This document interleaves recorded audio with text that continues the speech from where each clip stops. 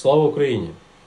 Багато хто сьогодні говорить про оборону Маріуполя, про те, що ми б'ємося з переважаючими силами противника, що ми стримуємо Велику Орду, що ми не пускаємо росіян далі і тим самим затримуємо всю російську армію.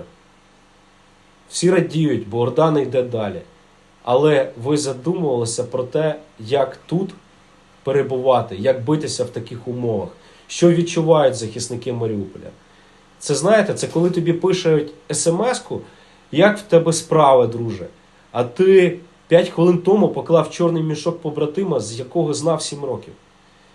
Це коли вчорашній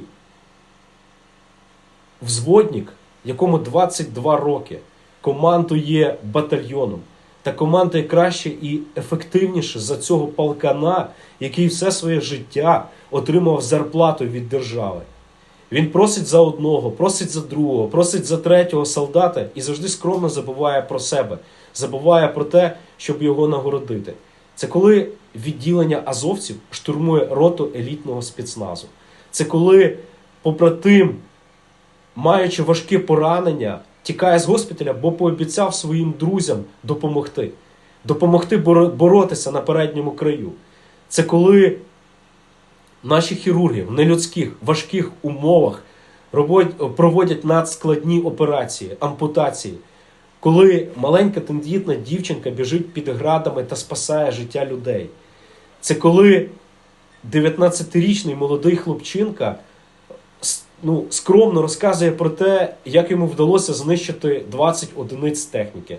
Це коли колишній офіцер відділення кадрів бере в руки гранатомет і біжить знищувати ворожі танки. Це коли наші дівчатка роблять з того, що є суп, якщо це можна так назвати, але він тобі в рот не лізе, бо за пару кварталів помирає голодна дитина від голоду, і ти, не можеш йому помогти. Це коли поранений в бою офіцер кричить «Слава Україні!» і підриває себе на гранаті, щоб не здатися в полон.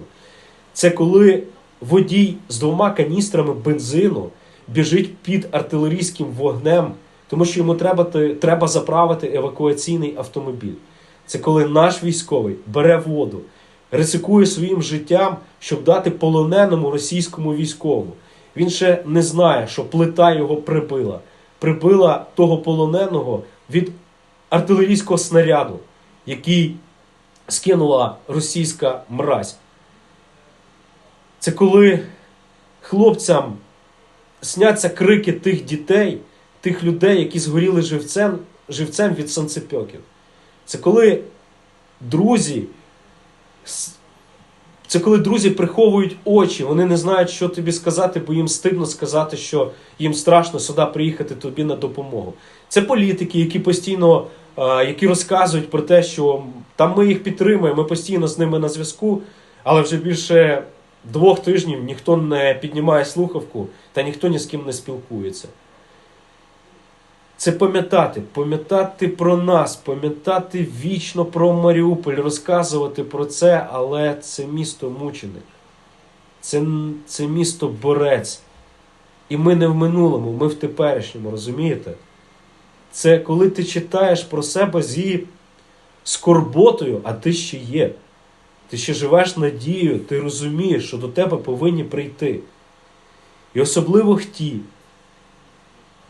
ті люди, які вірні присязі, які знають, що Росію можна перемогти. І ти воюєш заради тих українців, заради тих побратимів, які вже віддав своє життя в боротьбі за Україну.